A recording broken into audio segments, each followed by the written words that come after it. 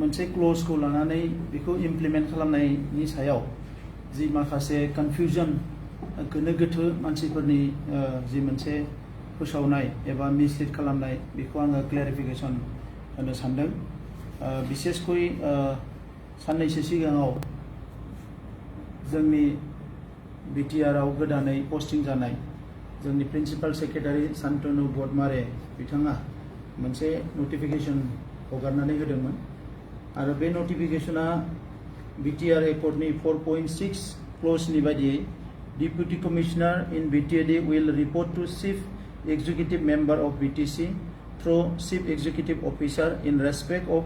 all development activities in their district with regard to the responsibility assigned to them by BTC. दा नैबे 4.6 क्ल'जखौ लानानै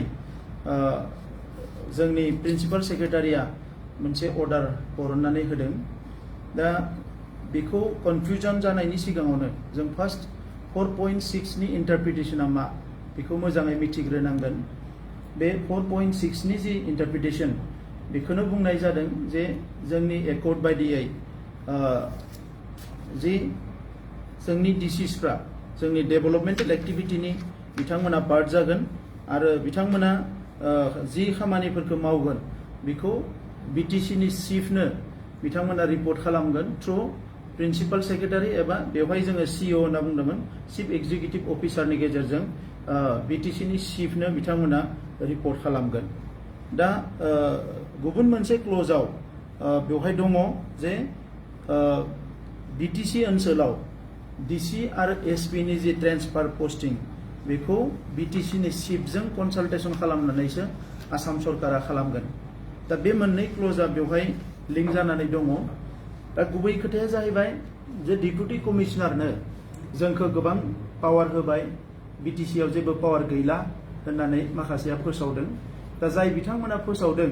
बिथांमोना executive आरो लेजिस्लेटिभनि डिफारेन्सखौ मोनसे मोजाङै स्टाडि खालामनानै नायनाया मोजां। मानोना एक्जिकिउटिभा जेब्लायबो लेजिस्लेटिभनि गाहायाव। दा एक्जिकिउटिभफोरखौ खामानि मावनो माबा मोनसे अर्डार होयोब्ला जि अर्डारखौनो होआ मानो बेयो अरायबो लेजिस्लेटिभनि सिङाव जागोन। मानोना जि आइनखौ जों बानायो जि अर्डारखौ जों बानायो बेखौ जोङो पलिटिकेल लेभेलाव एबा जोङो लेजिस्लेटिभ लेभेलाव बे आइनफोरखौ जों बानायगोन आरो बेखौ सासे एक्जिकिउटिभ अफिसारा बेखौ जास्ट फल' खालामगोन। दा बे बेलायाव मोनथाम वार्डखौ लानानै बांसिन आङो पेनिक जानायखौ नुदों। मोनसेया जाबाय मनिटरिं। मनिटरिं होननाय सोदोबनि ओंथिया मा जों बयबो मिथिगौ। जेब्ला सासे मानसिखौ माबा मोनसे जिनिसखौ नायनो थिनो बेखौ मनिटरिं होननानै बुङो। माबा मोनसे खामानि जाबाय थादों सोरबा माबा मोनसे मावबाय थादों बेखौ मनिटर खालामनांगौ। दा बेखौ सोरबा सासेया थिननाय बायदिसो बियो बे मनिटरखौ खालामो। दा नंखायनो दिनै जोङो जोंनि काउन्सिल लेभेलनिफ्राय जोंनि इएमफ्रा जोंनि सिबा डिपुटि सिबा जोंनि काउन्सिला जि खामानिखौ जि स्किमखौ मनिटर खालामनो होगोन जों बेवहाय माखासे डिपार्टमेन्ट मेनसन खालामदों। बे स्किमनि सायावसो बियो मनिटर खालामनो हागोन। मनिटर खालामग्राया सोरबा बिनि गोजौआव नङा। बिनि मनिटरिंनि सायाव जों आरोबाव जों मनिटरिं खालामबावनो हायो। जोङो लेजिस्लेटिभ लेभेलनि मानसिफ्रा बा लेजिस्लेचारफ्रा बेवहाय खुनु बेबायदि गैया कि बिथांमोना खालामनायानो फाइनाल जागोन। दा लोगोसे सुपारभाइज खालामनाय बिटिसिआव आं मोनसे खोथाखौ बुंनो नागिरदों। थांनाय 17 बोसोर सासन खालामगिरिफ्रा 2300 करोड़ लाइबिलिटिस दोनलांदों। बिनि डेभेलपमेन्टआ खुनु गद गैया। जोंनि रायजो राजाफ्रा बयबो बुंदों जाम्फैया थिग जायाखिसै, दालाङा थिग जायाखिसै, लामाया थिग जायाखिसै, स्कुल बानायनो हायाखिसै, हस्पिटाल बानायनो हायाखिसै, साख्रि बाख्रि होनो हायाखिसै, ब्लकनि नों मा होनो इखो PMGSY नि न'आ जायाखिसै, जब कार्डनि फैसाखौ जाजोब्बाय, एग्रिकालसारनि खामानिफ्रा जायाखिसै, मोनसेबो एग्रिकालसारनि इन्डास्ट्रि बानायनो हायाखै, फार्म बानायनो हायाखै, हर्टिकालसारनि खामानिया जायाखै, भेटेनारिनि खामानिया जायाखै, फिसारिनि खामानिया जायाखै, इरिगेशननि खामानिया जायाखै, पाब्लिक हेल्थनि खामानिया जायाखिसै, मानसिफ्रा दै मोनलोङा। दा बे गासैबो रायजो राजाफोरनि कमप्लेन। बे कमप्लेना मानो जादों? थांनाय 17 बोसोरावथ' डिसिआ गैयामोन, रावबो गैयामोन। डिसिनो खुनु पावार होआखैमोन। पावाराथ' बिटिसिनावनो दंजोबोमोन। बिनि उनाव मानो बेबायदि सिस्टेमा दिनै जाखो, बेबायदि अबस्थाया मानो जाखो? दा दिनै बिथांमोना पावारखौ डिसिनो होबाय होननानै बेखौ हेंथा होनो नागिरदों। बिथांमोननियाव सुपारभाइजिं अथरिटिया सोरमोन? सोर सुपारभाइज खालामोमोन? सोर मनिटरिं खालामोमोन बै समाव? इरिगेशनाव मानो एसेबां करापसन जाखो गोबां इरिगेशननि स्किमनि नामाव फैसा जाबाय स्किमा दै मोना बे मानो जाखो मानोना थांनाय 17 बोसोराव कुनु सुपारभाइज खालामग्रा सिस्टेम गैयामोन जेखौ डिपुटि सिबा बुङो बेनो राइटमोन बेनो जाबाबो जायाबाबो बेनो फाइनालमोन जेखौ सिबा बुङो बेनो फाइनालमोन आरो बिनिखायनो जायखौ इएमआ बुङो बेनो फाइनालमोन दा बिथांमोना बुंनानै कुनु साइन्टिफिक प्रसेस गैयाजासे कुनु अडिट प्रसेस गैयाजासे कुनु मोनसे सिस्टेम गैयाजासे बिथांमोना 17 बोसोर बेखौ सासनखौ सालायदों दा दिनै डिपुटि कमिशनारखौ जोङो लाबोबाय एकर्डनि बायदियै आरो बे एकर्डनि बायदियैनो जों मोनसे क्लोज बायदियै डिसिखौ जोङो मनिटरिं खालामनो होदों बे मनिटरिंआ स्किम हमनाय नङा बे मनिटरिंआ माबा मोनसे प्लानिंखौ बिथाङा बानायनाय नङा जास्ट मनिटरिं खालामगोन बिथाङा बिनि उनाव मोननै सोदोबखौ बुंबावदों मोनसेया जाबाय एक्सन प्लान बानायनाय बे एक्सन प्लान बानायनायखौ गोबाङानो बुंदों जे डिसिआसो एक्सन प्लान बानायोबा जों माखौ बानायगोन सोरबा माखौ बानायगोन बिथांमोना मा एक्सन प्लानखौ बुजिदों आं मिथिया एनुएल जि एओपि जि बानायो जों बाजेट बानायो बेखौ काउन्सिलासो बानायो देग्लाय बोसोराव जोङो 602 करोड़नि मोनसे एओपि बानायदों एनुएल अपारेशनल प्लान बानायदों आरो बिनि सायावनो जोङो फैसाखौ मोननै किस्तियाव मोनगोन दा बे मोननै किस्तियाव जि फैसा मोनगोन बेखौ जोंनि काउन्सिलनि इएमफ्रा जोंनि काउन्सिलनि माखासे डिपार्टमेन्टनि माने अफिसार्सफ्रा जों गासैबो लोगो नांनानै जि स्किम्सफोरखौ बानायगोन बे स्किम्सफोरासो एनुएल माने अपारेशनल प्लान जागोन आरो बेनि सायाव मनिटरिं खालामनो सुपारभाइज खालामनो बोसोरसेयाव सासे डिसिआ ब्लक अफिसाव खेबबेसे थांगोन मनिटरिं खालामनो बोसोरसेयाव सासे डिसिआ एडुकेशन डिपार्टमेन्टनि स्कुल्सफोरखौ खेबबेसे नायगोन माबायदि मनिटरिं खालामगोन मास मोनथामनि उन खालामगोन ना मास मोनसे उनाव खालामगोन जेरै आसामाव डिडिसि मिटिं जिरायो डिस्ट्रिक्ट डेभेलपमेन्ट कमिटिनि मिटिं जिरायो नाथाय जोंनियाव कुनु मास मोनसेयाव नङा बोसोरसेयावबो बेबायदि मिटिंफ्रा जाबोआखै जेबो जोंनियाव डाटा गैया जेबो रेकर्ड गैया मा जानानै दङ दा बेफोरखौ थिक खालामनो थाखाय जोंबो सिस्टेमाव थांनो नागिरदों दा दिनै सोरबाया डिसिखौ गिदों डिसिआ डेभेलपमेन्टेल खामानि दामानिनि जि जादों जि जाय डिस्ट्रिक्टआव बेखौ रिपर्ट खालामनांगौ आरो बिनि सायाव नायनांगौ बिनि एन्सार होनांगौआ जाबाय बड'लेण्डनि चिफनो होगोन आसामनि थाखाय डिसिआ अनलि ल' एन्ड अर्डार दायो डिसिआ आसाम सरकारनि सिङाव नङा जोंनि सिङावसो आरो आसाम सरकारनि जे खामानि मावगोन होनना बुङोबा डिसिआ अनलि ल' एन्ड अर्डार आदारवाइज सासे डिसिखौ सोरबाया जुदि कमप्लेन होयोबा नैबे डिसिआ जोंनाव करापसन खालामदों नैबे डिसिआ रायजो राजाखौ हेरेसमेन्ट खालामदों नैबे डिसिआ माने जोंनि खामानिफोरखौ मावनानै होआखै बे जुदि लिगेल बा कमप्लेना बे जुदि जास्टिफाइड कमप्लेन बा बे जुदि माने नंगुबै कमप्लेना जुदि रायजो राजानि थिगब्ला बे डिसिखौ जोङो लोगो लोगो ट्रेन्सफार खालामगोन बे डिसिखौ जों लोगो लोगो पस्टिं हरगोन दा नंखायनो दिनैनि समाव जायफोर खोथाफोरखौ मानसिफ्रा बुंदों बे खोथाफ्रा कुनु हसा खोथा नङा दिनै सासे डिपुटि कमिशनारखौनो नोङो एसेबां गियोबा जोङो आलादा रायजो सालायनो नागिरदों आलादा रायजोआव गाबोन 10 जन डिसि थागोन 20-30 जन डिसि थागोन बा दा बे डिसिफोरखौ जोङो बाहायनांगोन दिनै डिस्ट्रिक्ट लेभेलाव मनिटरिं खालामग्रा चेक खालामग्रा बेखौ सुपारभाइज खालामग्रा कुनु अथरिटियानो गैया जुदि सोरबा इरिगेशननि सासे एसडिअ गोरोन्थि मावदोंबा बे गोरोन्थिखौ डिसिआ बिनि इन्जिनियारा एक्सन लानाय नङा सेम डिपार्टमेन्ट बेखौ रावबो एक्सन लानाय नङा ओंखायनो दिनै हिउज करापसन जादोंमोन सिडि फान्डआव हिउज करापसन जादोंमोन इरिगेशनाव हिउज करापसन जादों माने मा होनो इडुकेशन डिपार्टमेन्टआव दाबो माने गोबां जायगायाव आङो दाख्लैसो भिजिट खालामदों बाक्सा जिल्लायाव ट्रेजारिफोराव दाबो फैसा लागासिनो दङ बिअडिअ अफिसफ्राव फैसा लायोमोन बिल पास खालामनायनि नामाव कुनु मोनसे सिस्टेमा थिग बायदियै सोलियाखै दा जोङो एसेबां मानसि थैनानै दिनै मोनसे एकर्ड मोनबाय बे एकर्डखौ बास्तबाव इमप्लिमेन्ट खालामनो थाखाय जों खामानि मावनांगोन अब्ला जों मेकानिजमफोरखौ सोलायनांगोन जोंनियाव फैनाय डिसिखौ जुदि जों बाहायाबा जोंनियाव फैनाय एसपिखौ जुदि जों बाहायाबा जोंनियाव फैनाय अफिसारफोरखौ जुदि जों मोजाङै बाहायाबा डेभेलपमेन्टआ बबेनिफ्राय फैनो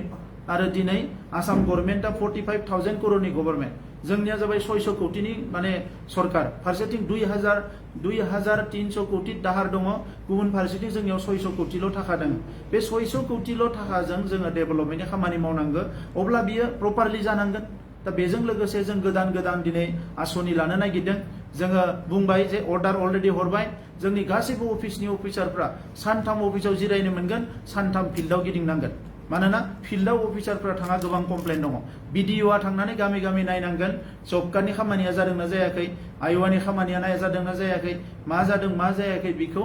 बिडिअ थांना गिदिंनांगोन जेइफ्रा थांनानै गिदिंहैनांगोन PWD नि इन्जिनियार SDO थांनानै गिदिंहैनांगोन लामा लामा नायनांगोन PHC नि इन्जिनियारफ्रा थांना नायहैनांगोन दैनि आसनिफ्रा मा जानानै दङ बेखौ नायनांगोन गोबां जायगायाव दाबो नोङो फोथारनि दै लोंगासिनो दङ 17 बोसोर BPF आ एसेबां मोजां सासन खालामनानै मानो रायजो राजाफोरनो दै होनो हायाखै दिनै बाक्सा जिल्लायाव गोबां दै मोनलोङा क'क्राझाराव गुमायाव दै मोनलोङा दै लोंहोनायनि नामाव करोड़ करोड़ फैसा लाबोनानै जादों गोबां न' बां लुनानै माने बिल्डिं लुदों PHC नि नामाव नाथाय रायजो राजाफोरनो दै लोंहोनो हायाखै बिथांमोना दा बेफोर जिनिसफोरखौ दिनै मावनो थाखाय DC खौ जोंनो नांगोन आरो बे DC फोरखौ जोङो दिनै डि एडिक्शन सेन्टाराव बाहायनो नागिरदों जोंनि सेंग्रा सिख्लाफ्रा दिनै ड्राग्स जाग्रा जादों गोबां जायगायाव डि एडिक्शन सेन्टार खालामनो थाखाय DC SP फोरखौ जोङो बेवहाय बाहायनो नागिरदों DC नियावबो गोबां फान्ड फैयो बर्डार एरिया डेभेलपमेन्टनि थाखाय फान्ड फैयो बेखौ BTC सरकारा मिथिया BTC सरकारजों बे लोब्बा गैया DC आ जोंनि सिङाव फैनाय लोगो लोगोनो दायो जिखिनि जोंहा DC नि थ्रुयै डेभेलपमेन्ट जायो डिजास्टारनि फान्ड फैयो दा इमार्जेन्सि डिजास्टार फान्ड बारहुंखा फैबाय बांग्रिं फैबाय दैबाना फैबाय बेवहाय DC आ गोबां खामानि मावनो हायो थांनाय समाव DC आ जोंनि पार्ट नङैलाय बेफोर बाथ्राफोरखौ DC आ जोंनो रावनोबो खौरां होआखै नाथाय दा DC आ जोंनि पार्ट जानाय लोगो लोगो गासैबो प्लान पलिसिफोरखौ जोंनि बायदि बिथांमोना रायलायनानै मावनो गोनां जादों दा बेनिखायनो नैबे समाव रायजो राजाफ्रा गोनो गोथो साननो नाङा जों दिनै सरकाराव फैदों रायजो राजाफोरनि खहा खालामनो नङा बड'लेण्ड जि एकर्ड BSc निफ्राय लानानै BTC निफ्राय लानानै BTR मोनसेबो एकर्डनि हेंथायै जों खामानि मावनाय नङा दिनै लेन्ड राइटखौ लानानै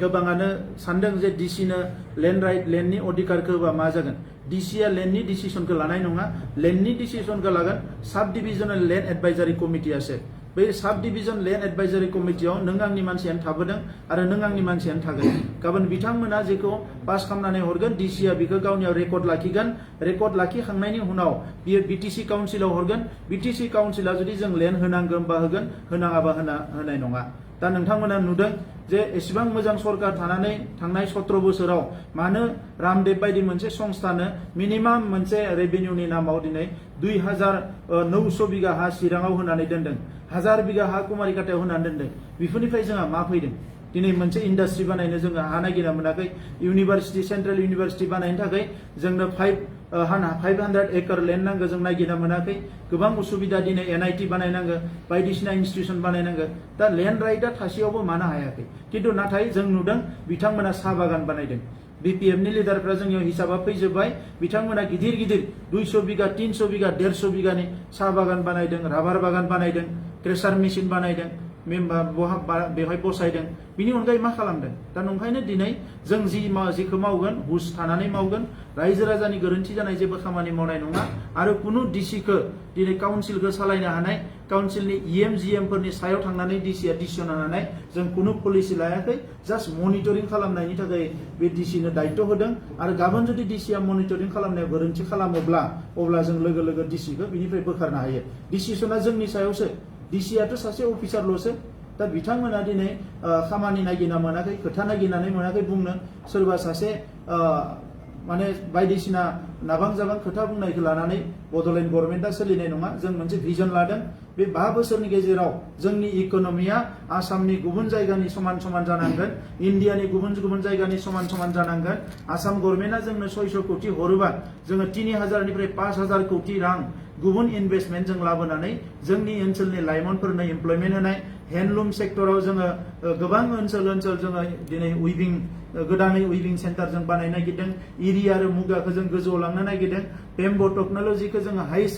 जोंनि लेभेलावनो बेम्बो इन्डास्ट्रि जों बानायनो सानदों जोङो गोबां माखासे पलिसिसफोरखौ लाना आवगायदों बोसोरनैनि गेजेराव जेसेबां गामि दङ मोनफ्रोमबो गामियाव जाहाथे एग्रिकालचारा खननैनिफ्राय खनथाम आबाद मावनो हानाय माखासे इरिगेशन आरो एग्रिकालचार डेभेलपमेन्टखौ जों लाबोनो नागिरदों दा बेफोरखौ खालामनो थाखाय जों एसे सम लादों मानोना जोंनि सरकारा थांनाय 6 मासाव मोजाङै खामानि मावनो मोनाखै मोननै इलेक्शन जालांबाय कोविड जालांबाय गोबां सिचुएशन जालांबाय दा नंखायनो नैबे समाव जोङो फुल सुइंआव खामानि मावनो लादों रायजो राजाफ्रा कअपारेट खालामनांगौ बबेयावबा सोरबा VC आ फैसा जादों बहाबा माबादों बबेबा गुन्दुगुल जादों बेखौ डाइरेक्ट सरकारनो फोरमायनांगौ सोरबा अफिसारा खामानि मावाखै डाइरेक्ट सरकारनो फोरमायनांगौ मास मोनसेनि गेजेराव मोनफ्रोमबो ब्लक अफिसाव सार्कल अफिसाव जोङो कमप्लेन बक्स बसायनानै होगोन बे कमप्लेन बक्सआव जाहाथे रायजो राजाफ्रा गावबा गावनि कमप्लेनखौ होयो आं बेखौ खावलायबाय आरो सोरबाया बुंनाय बायदि बेवहाय जोङो रायजोनि खहा जानाय बा हारिनि खहा जानाय बड'लेण्डनि खहा जानाय जेबो डिसिसन लानाय नङा आरो जाय बिथांमोना दिनै सुपारभाइज खालामनाय बा मनिटरिं खालामनाय बे सोदोबखौ लानानै गिदों बिथांमोना गाबोन फैयोब्ला डिसिखौ सोलायनानै आं बिथांमोनखौनो दायित्व होगोन मनिटरिं खालामनो जुदि बिथांमोना गोसो दङब्ला मनिटरिं खालामनानै होनो हागोन बेयो अपेन बिथांमोननि थाखाय नाथाय बड'लेण्ड गभर्नमेन्टखौ थांनाय 17 बोसोराव जेरै सलायबाय आइ आफा गैयि बायदि बेबायदि सालायनाय नङा आरो बेबायदि सालायनो थाखाय जोङो सासनाव फैयाखै आं बे खोथाखौनो क्लियारिफिकेसन होबाय आरो रायजोआ बयनिसिमबो खुलुमबाय कभिडनि दाबो थासारि दङ बयबो साबधानै था सांग्राङै था बेखौनो खावलायनानै आंनि बुंनायखौ फोजोबबाय गोजोन्थों।